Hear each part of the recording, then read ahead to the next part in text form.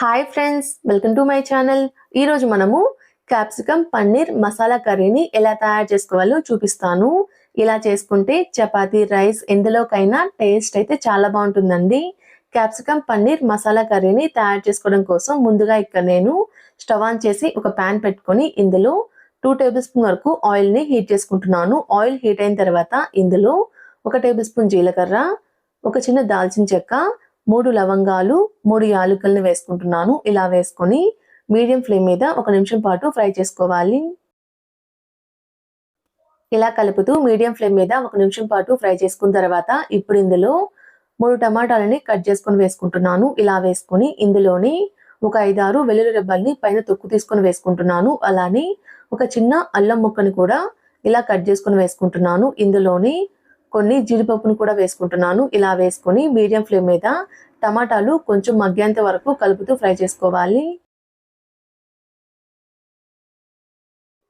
ఇలా కలుపుతూ medium flame మీద టమాటాలు కొంచెం మగ్గేంత వరకు ఫ్రై చేసుకోవాలి. ఇలా కొంచెం మగ్గిన తర్వాత ఇప్పుడు ఇందులో ఒక 1/2 గ్లాసు నీళ్లు పోసుకుంటున్నాను. ఇలా పోసుకొని మొత్తాన్ని కలిసే విధంగా ఓసారి కలుపుకోవాలి.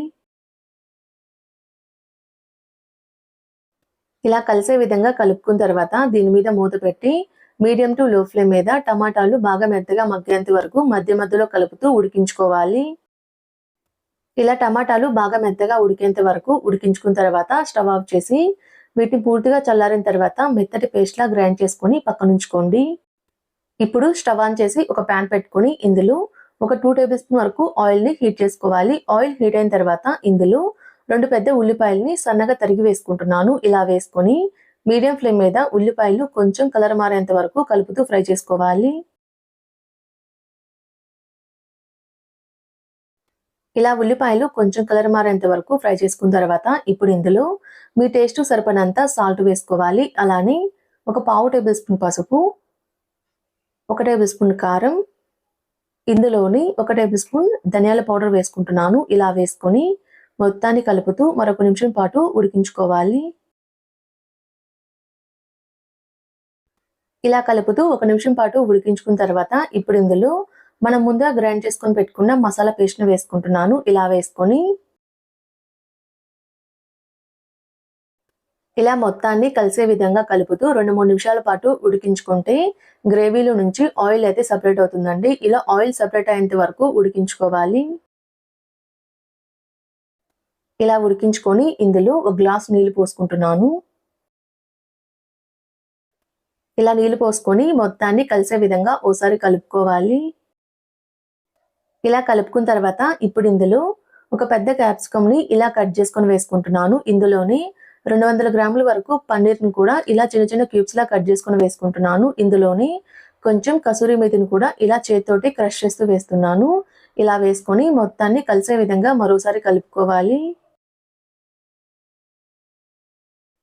ఇలా కలుపుకున్న తర్వాత దీని మీద మూత పెట్టి మనం వేసుకున్న క్యాప్సికమ్ ముక్కలు బాగా మెత్తగా ఉడికి కూర నుంచి ఆయిల్ సెపరేట్ అయ్యేంత వరకు మధ్య మధ్యలో కలుపుతూ ఉడికించుకోవాలి. ఇలా క్యాప్సికమ్ ముక్కలు బాగా ఉడికి గ్రేవీ చిక్కబడేంత వరకు ఉడికించుకోవాలి. ఇలా ఉడికించుకున్న తర్వాత ఇప్పుడు ఇందులో 1 టేబుల్ స్పూన్ గరం మసాలా వేసుకుంటున్నాను. ఇందులోని సన్నగా తరిగిన కొంచెం కొత్తిమీర వేసుకుంటున్నాను. ఇలా వేసుకున్న తర్వాత మొత్తాన్ని కలిసే విధంగా ఓసారి కలుపుకోవాలి. ఇలా ఒకసారి మొత్తాన్ని కలిసే విధంగా కలుపుకున్న తర్వాత దీని మీద మూత పెట్టి 1 నిమిషం పాటు మీడియం టు లో ఫ్లేమ్ మీద ఉడికించుకుంటే సరిపోతుందండి. ఇలా 1 నిమిషం పాటు ఉడికించుకున్న తర్వాత స్టవ్ ఆఫ్ చేసి ఒక సర్వింగ్ బౌల్లోకి సర్వ్ చేసుకుంటే ఎంతో టేస్టీగా ఉండే క్యాప్సికమ్ పన్నీర్ మసాలా కర్రీ అయితే రెడీ అయిపోతుంది. ఇలా రెడీ చేసుకున్న కర్రీ అయితే చపాతీ, పులావ్, రైస్ ఎందులోకైనా టేస్ట్ అయితే చాలా బాగుంటుందండి. మీరు కూడా ట్రై చేసి ఎలా వచ్చిందో నాకు కామెంట్ చేయండి. మా వీడియో ఫస్ట్ టైం చూస్తున్న వాళ్ళైతే మా ఛానల్ని సబ్స్క్రైబ్ చేసుకోండి. Thanks for watching.